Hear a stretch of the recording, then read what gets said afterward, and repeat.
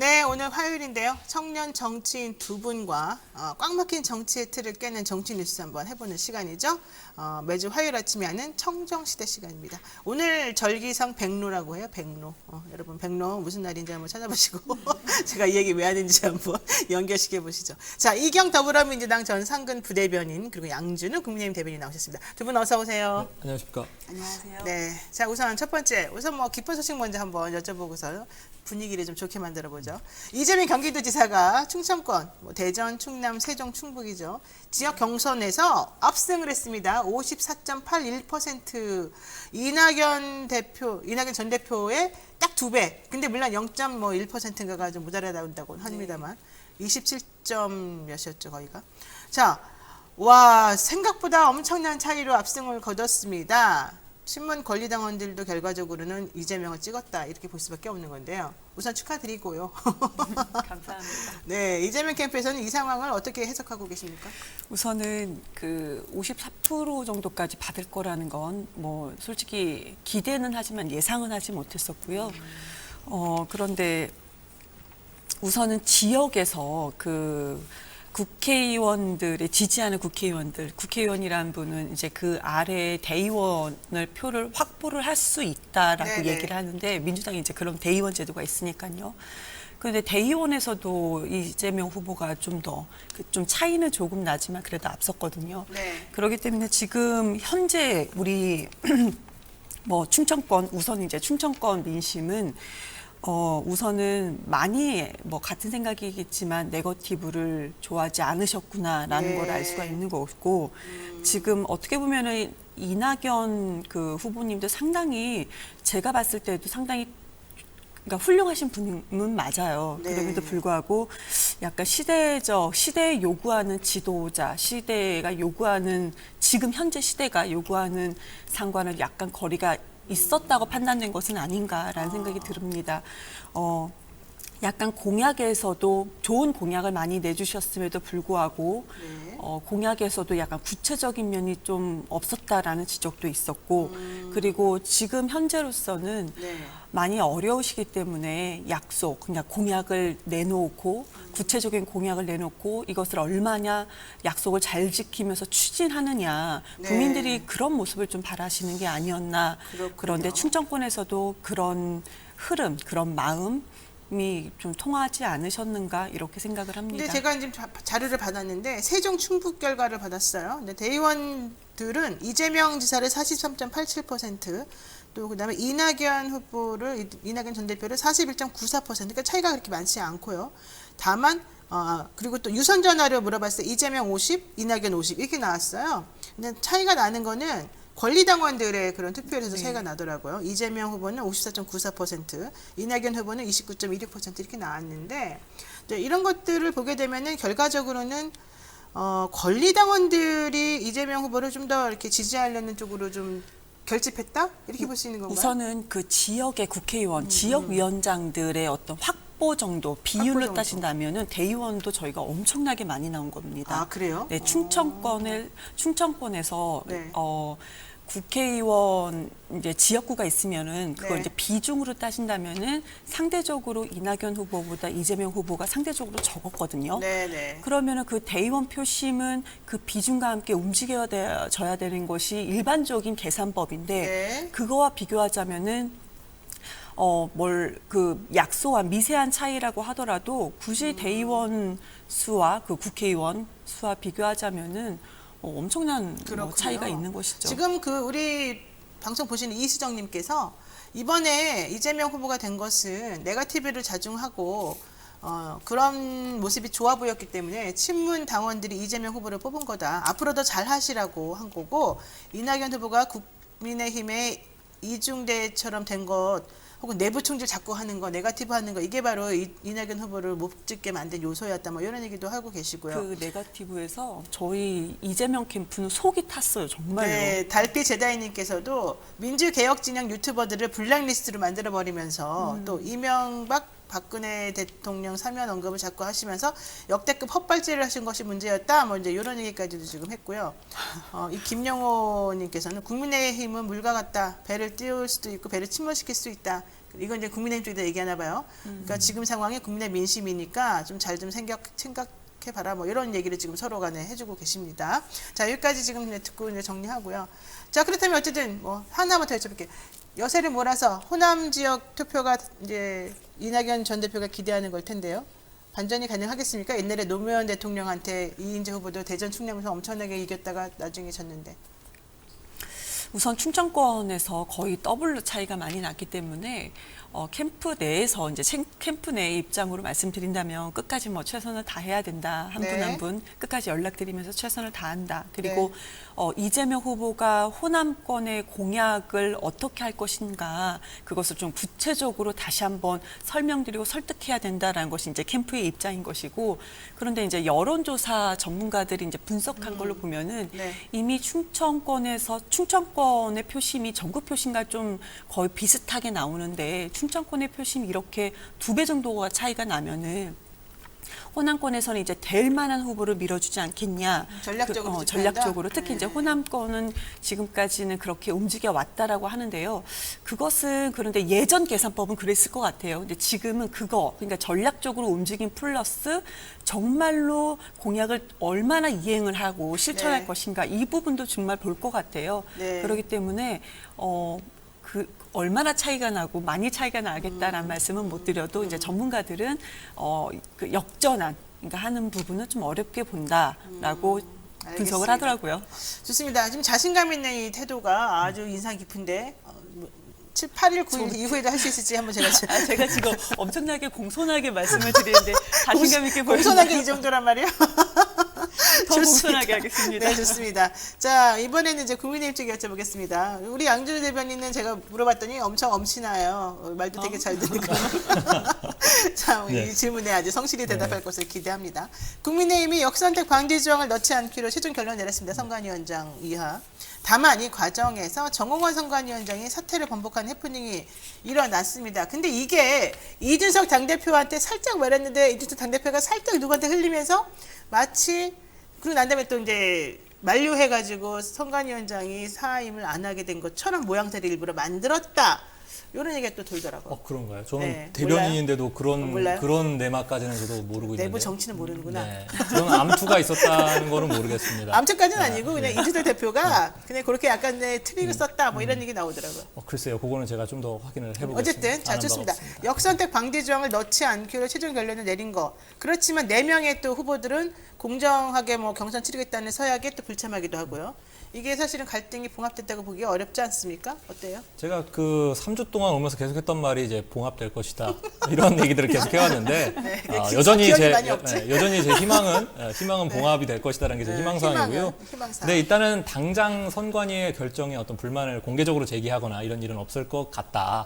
공개적으로는 제하지 않겠다. 다만 불씨는 여전히 남아 있다 정도로 이제 좀 후퇴해서 현재 상황을 설명드리겠습니다. 네, 이게 그러니까 정확한 내용이 무슨 말이에요? 도대체 이 말의 내용은. 아니 이제 여론조사 이제 문항을 어떻게 할 것인가라든지 뭐 이런 것들에 대해서 또 불씨가 남아 있을 수가 있어요. 그런 부분에서는 이제 향후에 이제 촉발될 수가 있는데 근데 제가 지켜보니까 민주당이나 저희 당이나 선관위라는 조직은 사실 어쩔 수 없다. 각 캠프별로 이제 여러 이제 불만 사항들을 들어주고 좀 욕도 좀 먹고 그런 조직이기 때문에 앞으로 뭐 그런 모습은 연출될 수 있지 않을까 생각을 합니다. 선관위원장 정홍원 선관위원장 제가 좀 아는데 되게 원래 점잖으신 분이고 막 속내를 막 드러내고 그러지는 않으시는 분이거든요. 근데 이번에 엄청 빈정 상하신 것 같은데요.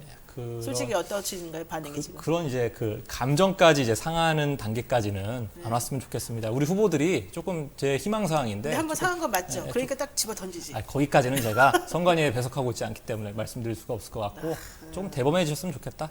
대범해지면 좋겠다. 성적은 그 공부를 잘하는 사람이 1등급, 수능 1등급 받는 거거든요. 그게 뭐 수능이 불수능이건 물수능이건 상관없는 거란 말입니다. 그래서 조금 대범하게 가시는 게 소위를 버리고 좀 대의를 챙기시는 게 오히려 더 득표율에 도움이 되지 않을까 이렇게 생각합니다. 그럼 지금 현재 선관위에서 내린 이 결정은 누구에게 제일 유리합니까? 유불리가 없이 어떻게 보면 정치적 좀 타협을 한 셈이죠. 왜냐하면 역선택이라는 게 빠지고 대신에 당원 투표가 좀 들어간다든지 아니면 이제 그 양자 경쟁력을 묻는 조항을 삽입할 것처럼 정확한 문구는 아닙니다만 그런 게 들어간 걸 보면은 조금 어떻게 좀 타협점을 찾은 게 아닌가 절묘하게 그렇게 봅니다. 그렇습니다. 근데 역선택이라고 하면은 그 선택을 누가 하냐 이건 민주당 지지자분들이 하는 거잖아요. 아니 아까 그 김경진 전 의원은 역선택을 해준 민주당 쪽의 라인은 열린민주당이다 이런 얘기를 또 하시더라고요. 홍준표 의원이 이렇게 올라간다. 그 이제 그러니까. 주장이신 거고 주장이신 거고. 단순히?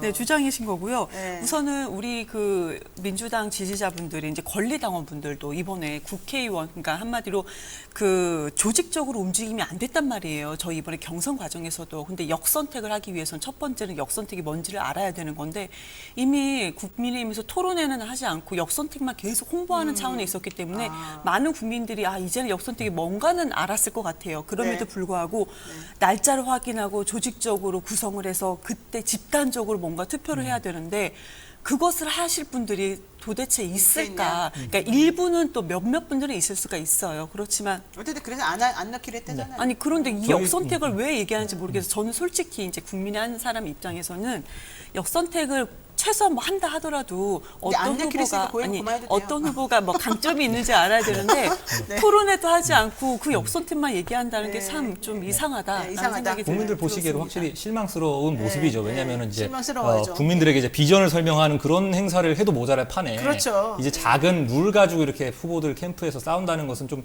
국민들 보시기에 실망스러울 수 있고 저도 이제 그 각 캠프별로 이제 전략을 짜서 이렇게 행동하는 건데 계속 강조드리지만은 저도 역선택에 대해서 그 전문가들의 입장도 과학적으로는 없다고 하는 것이고 사실 실체가 있는지도 모르고 이게 그 역선택이라는 것은 사실 약한 후보에게 지지를 일부러 보내줘서 쉽게 잡아먹자라는 전략적 판단으로 여론조사를 받는 거 아니겠습니까?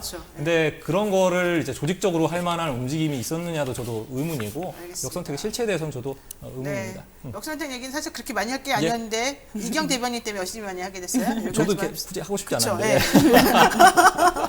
자, 그만하시고요. 자, 이번에는요. 윤석열 전 검찰총장의 이른바 고발 사주 의혹을 한번 얘기를 해보겠습니다.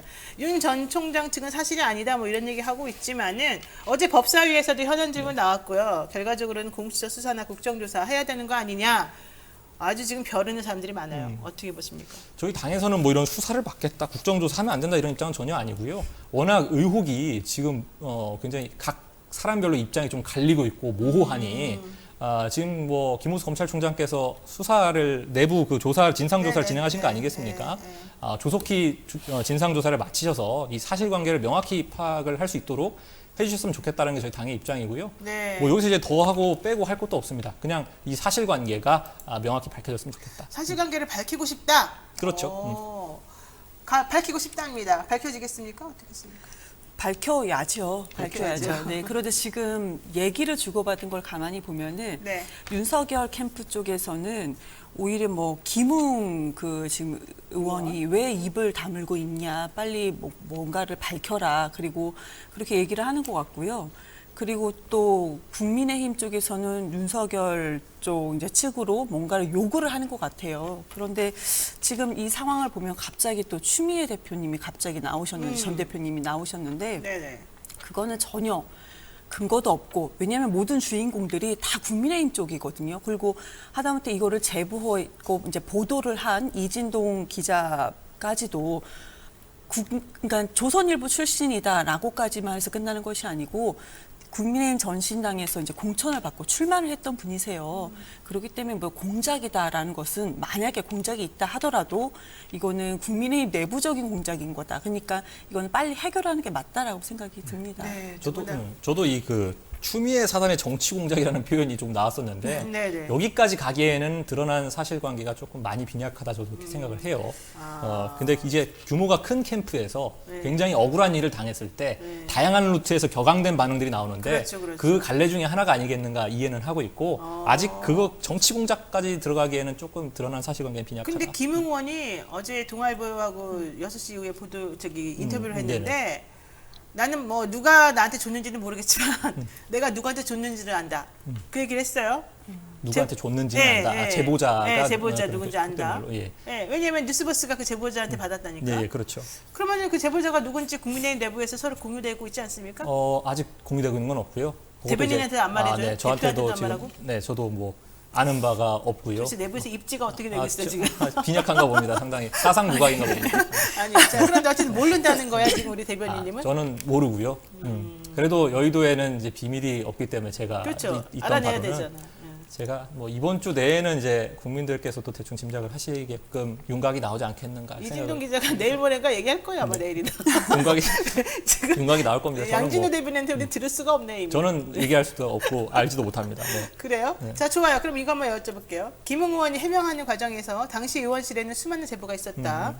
제보받은 자료는 당연히 당 법률지원단에 전달을 했다. 어쨌든 문건이 있고 문건을 전달했다. 또 한겨레에서도 고발장이 나왔고. 근데 지금 장제원 의원이 뉴스버스는 일부만 공개한 거다. 김웅 의원과의 그런 대화를. 녹취록을요. 예. 녹취록을. 그러면서 또 본인이 4분 몇 초짜리 이제 또 녹취록을 또 공개를 했어요. 김웅 의원이 만들어서 준 건지 뭔지 네. 모르겠지만. 자, 윤석열 전 검찰총장하고 관계가 없고 본인이 고발장. 그러니까는 최강호 의원에 관련된 고발장을 내기는 본인이 거죠. 작성했다고 하시죠. 예, 본인이 내가 만든 것처럼 보인다라고 말했던 그 부분. 그러니까는 또 박주민 의원이 그거는 두 개의 고발장 중에 한 개를 말하는 거고 좀 여전히 그 첫 번째 제공된 뭐 김건희 관련된 그런 고발장은 지금 설명이 없다 이렇게 또 박주민 의원이 얘기를 하고 있거든요. 자, 전체적으로 이 부분에 어떻게 생각하십니까? 일단은 저희 당의 어떤 법률자문위원회죠. 여기에 공식 접수된 바는 전혀 없고요. 없다. 네. 회의에도 이 내용이 거론된 적은 없다는 네, 것까지는 네. 사실이었습니다. 없다. 저희가 고발을 한 경우도 없었고요. 그때 제보를 받고. 근데 지금 워낙 지금 내용들이 각계각층에서 쏟아지고 있기 때문에 사실과 또 서로 배치되는 주장들도 너무 많고요. 요거는 네. 좀 지켜봐야 될 것 같고 이게 지금 이 논란을 명확하게 해명하려면 이 원소스가 사실 검찰에서 나온 거란 말이에요.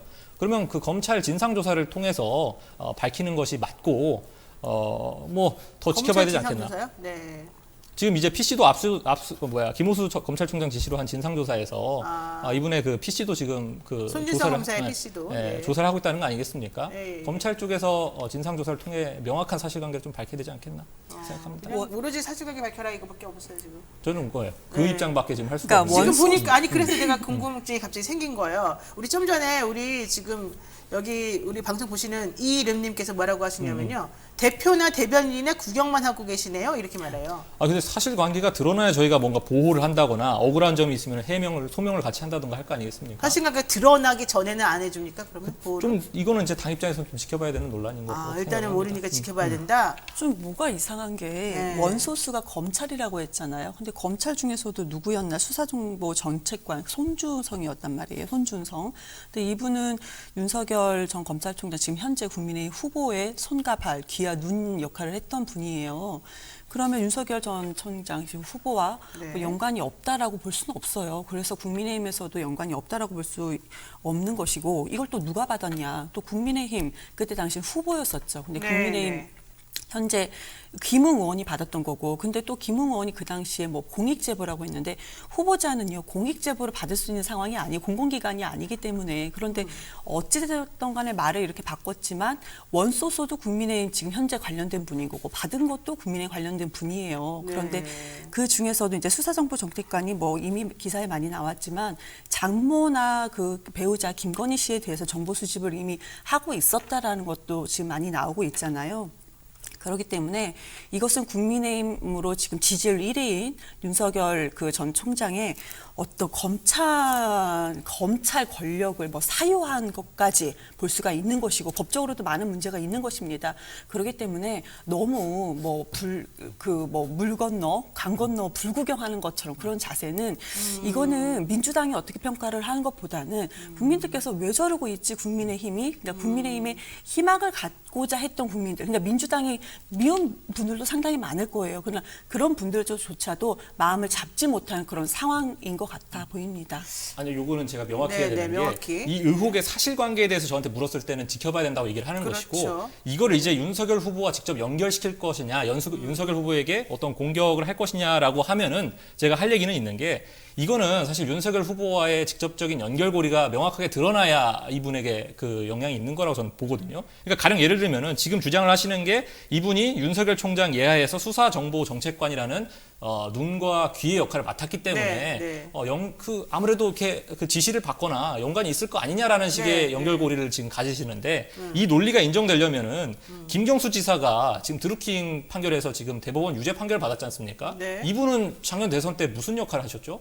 문재인 대통령의 수행실장이었어요. 이분은 발과 손과 발이었는데 그러면 이분이 선거 기간에 했던 여론조작 사건은 문재인 대통령과 연관이 있는 거 아닙니까? 같은 논리로 할 거면은 이 지점에서도 분명히 지적을 하셔야 되는 게 맞다. 그러니까 단순히 직책상 어떤 연관이 높을 거라는 의혹만 가지고 하기에는 지금 이거는 김경수 지사에 대한 의혹도 같이 해명을 하셔야 되는 부분이고 그렇기 때문에 명확한 사실관계가 드러나기 전까지 이거를 이제 직책상의 연관을 이유로 해가지고 같이 엮는 거는 단호하게 저희도 얘기를 하는 거죠. 근데 김경수 지사 건 관련해서 문재인 대통령이 기소가 안 된 건 이미 수사를 해보니까 연관이 없다고 검찰이 판단해서였던 것이고 지금 상황에서 손준성 검사와 윤석열 전 검찰총장 간의 관계에 대해서는 지금 수사를 하고 있는 중이지 않습니까? 이걸 어떻게 같게 분석할 수 있죠?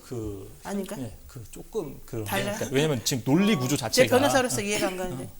현직 대통령이셨고 그 부분에 그 대해서 당시엔 대통령은 아니었죠. 그거 할 때는. 그 부분에 대한 수사는 정권이 교체되고 나면은 아마 더 그러니까 수사할 때는 대통령이라서 제대로 못했을 것이다. 그런 의혹이 사실 있을 수밖에 없는 상황이거든요. 하나만 말씀을 그래요? 하나만 말씀을 드리면은 그거는 너무 어떻게든 아이고 죄송합니다. 왜 이게 여기서 올려? 죄송합니다. 하나만 더 말씀드리면은 그거는 너무 멀리 나간 것이고 여긴 사례가 좀 구체적입니다. 고발 피해자가 딱 3명이에요. 윤석열, 김건희, 한동훈인가요? 이렇게 딱 3명입니다. 너무 구체적으로 이렇게 축약이 되어 있다. 그래서 만약에 이 고발장 전문이 밝혀진다면 이것도 얘기가 나오고 있어요. 현재 시민단체에서 고발한 것과 이 고발장과 한번 비교를 같이 한번 해보자.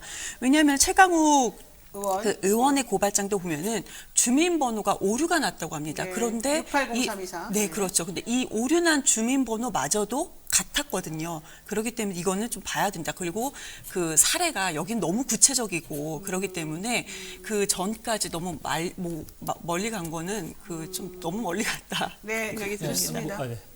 그 오류난 주민번호 같은 경우에는 그 소스가 어디 있었느냐를 한번 보셔야 되는데 대체 그 법조인 임명 사전인가요? 그 사이트에도 거기에 대체 그 소스 자체에도 이제 0324라고 적혀 있었기 때문에 뭐 단지 그걸 이제 제보받았기 때문에 그 제보받은 거를 오류된 거를 오류로 나온 게 그 언론에 공개된 그 고발장 말고도 법조인 임명 사전인가 정확하게는 제가 기억이 안 납니다만은 거의 법조인들의 신상 정보가 나오는 그 사이트에도 그렇게 나와 있었기 때문에 단순히 그 고발장 때문에 그렇게 국민의힘에서도 그 잘못된 생년월일 임명한 것이다라고 하기에는 조금 오류가 있고. 근데 그거는 법조인 임명 대사전 그거 하여튼간 법조인 대관이라고 우리 부르는데.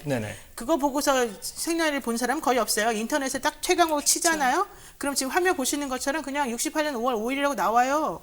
그거를 왜 법조인 대관까지 보면서 일반인은 볼 수 없는 부분입니다. 그것도. 네, 그거는 이제 언론인들이나 법조인들이 볼 수 있는 거란 말이에요. 그래서 물론 김웅 의원이 자기가 검사 출신이었으니까 법조인에서 봤을 수 있다라고 하겠지만은 그거보다는 이렇게 딱 인터넷에 치면 그대로 나오는데 이거를 틀렸다는 게 좀 이상하잖아요. 그러니까 원 소스가 어디서 나왔을 거냐, 그 오류가 된 0324라는 그 원 소스가 어디서 나왔을 거냐는 거는 여러 가능성이 열려 있는 거기 때문에 고발장 가지고 단정지어서 얘기하는 거는 그건 우리가 아무도 모르니까 일단 그 얘기 거기까지 하고 하나만 더 여쭤볼게요. 제가 정리할게요. 지금 이건 정말 제가 궁금해서 그래요. 제가 김경진 특보에게 물어봤는데 대답을 잘 안 해줬어요. 지금 김경진 특보한테도 질문이 잘 안 나온 거면 저한테 나올 것 같지는 않은데 본인은 나올 수 있어요. 본인 엄친다라고 생각하고 대답을 잘 해보세요. 네. 자, 지금 윤석열 캠프에서 뭐라고 하냐면 처음에 이거 공격을 뉴스버스에서 했을 때 뉴스버스 공격인가 민주당 공격인가 좀 헷갈렸다는 거예요. 이건 그냥 떠도는 소문이에요. 이건 그 윤석열 캠프에서 저한테 확인해주지 않았어요. 어쨌든 기자들한테 제가 들은 얘기인데 그랬는데 이제 사건이 점점 흘러가고 이 제보자가 국민의힘에서 나왔다라고 하는 얘기가 지금 뉴스버스로부터 나오니까 윤석열 캠프 쪽에서 그리고 홍준표 의원이 계속 공격을 하고 유승민 의원이 거의 가세를 하니까 게다가 김웅 의원의 태도가 매우 애매하니까 지금 윤석열 캠프 쪽에서는 이거 혹시 우리 당 내부에서 나를 공격하는 사람들이 뭔가 좀 조작한 거 아니야? 라는 의심도 이제 하고 있는 것처럼 보인다. 이거는 확신이 아니기 때문에 제가 그냥 애매하게 말합니다. 외부 공작이 아니라 내부 공작 아니냐? 네, 그래서 유승민 의원께 김 의원이 그 또 대변인이기도 하고 관계가 좀 애매하잖아요. 혹시 그렇게 보셔요? 글쎄요, 저는 그렇게 보지는 않고 있고 이렇게 그럼 어떻게 볼까요? 후보에게 각 캠프별로 불리한 이슈가 터지면은 당연히 어떻게 그 경쟁자 입장에서 공격을 할 수 있는 거여서 그것만 가지고 어떻게 단정 짓기는 좀 그렇다. 근데 본인이 보시기에는 어때, 솔직히? 제가 보기에요. 저는 뭐 이 사건에 대해서는 당내 갈등이기 때문에 당 대변인으로서는 입장이 없습니다. 그럼 개인적으로는? 개인적으로는? 대변인에서 입장이 없고 개인적으로 보시기 어때요? 그냥 똑똑한 사람으로서 생각해봐요. 본인 똑똑하잖아요. 저는 똑똑하지 않고 그냥 이 하면 할수록 점점 더 어리석어지는 것 같은 느낌인데. 자, 어리석은 사람으로서 보니까 어때요? 네. 글쎄요.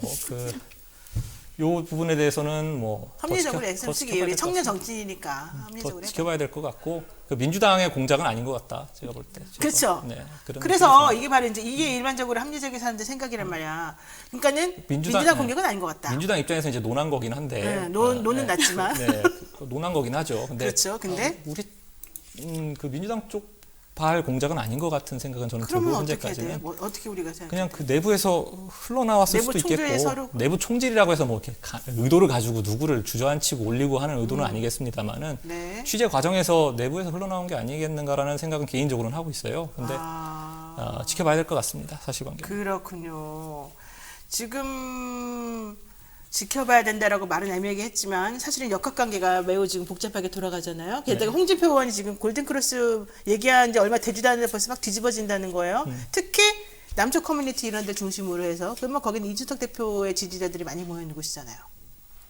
어디를 남측 커뮤니티요? 커뮤니티를 중심으로 해서 20, 30대 사람들이 홍준표 의원의 지지한 쪽이 많대요. 네, 그거는 그 커뮤니티 근데 이준석 대표를 모르겠는데, 또 지지하는 분들이랑 겹치잖아요. 그렇죠. 어때요? 어떻게 보면 당내 어떻게 어떤 입당 패싱이라든지 뭐 이렇게 뭐 비대위 논란이라든지 탄핵 발언이라든지 이런 것들이 거치면서 그때 당 지도부에 어떤 명확한 메시지를 내준 게 홍준표 후보였기 때문에 지지층이 많이 쏠려간 건 사실이에요. 근데 어찌됐건 그분들이 이제 최종적으로 야권 단일 후보가 선정이 되면은 네. 같이 가실 분들이기 때문에 근데 경선 과정에서는 분명히 유리한 지점은 있겠죠. 홍 후보가 득점을 한 건 맞다, 그 부분에서. 본인도 좀 그쪽을 좀 좋아해요? 저는 뭐 이제 당 대변인이기 때문에 어디를 이렇게 얘기할 수가 없는 입장이고요. 그렇군요. 너무 미안합니다. 내가 오늘 곤란한 질문을 아니겠어.